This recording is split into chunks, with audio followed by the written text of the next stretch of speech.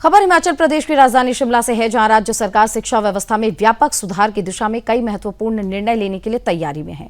अब देखिए, शिक्षा मंत्री रोहित ठाकुर ने स्पष्ट किया है कि प्रिंसिपल पदोन्नति की जो नीति है अब मेरिट के आधार पर तैयार की जाएगी।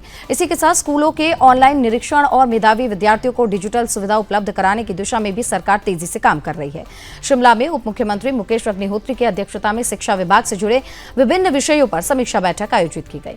बैठक के बाद मीडिया से बातचीत करते हुए शिक्षा मंत्री रोहित ठाकुर ने विभाग की आगामी कार्य योजना की जानकारी दी। शिक्षा मंत्री ने बताया है कि प्रिंसिपलों की पदोन्नति के लिए मेरिट आधारित नीति तैयार की जा रही है और इस संबंध में सूची लगभग 90% तैयार हो चुकी है।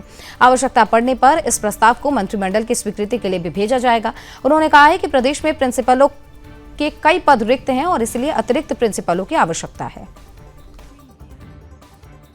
वैकेंसीज बहुत है हमारे पास, उसमें उनको एडजस्ट किया जाएगा और जो विद इन उन स्कूल्स में भी एडजस्ट किए जा सकते हैं, क्योंकि आप जानते हैं कि हमारे 16,000 से अधिक हमारे इन स्कूलों में आपकी इनरोलमेंट बढ़ी है, तो स्वाभाविक रूप में हमारे को अतिरिक्त टीचर्स की आवश्यकता पड़ेगी। तो अगर एडिशनल टीचर्स की भी वहाँ पर रखने की बात होगी हम रखेंगे, लेकिन प्रथम चरण पे जो हमने अभी ये पॉलिसी के तहत, एक नीति के तहत ये जो सारा ये प्रोसेस किया था और कोर्ट ने भी जिस पर हामी भरी थी, ये शीघ्र मैं समझता हूँ समय की आवश्यकता है कि इस पर हम आगे बढ़े। फिलहाल तुम 16,000 का ही कमिट कर सकते हैं और उसके ऊपर तो अब आशाएं तो बड़ी भी हो सकती है, लेकिन फिलहाल तो जो योजना है वो 16,000 की है।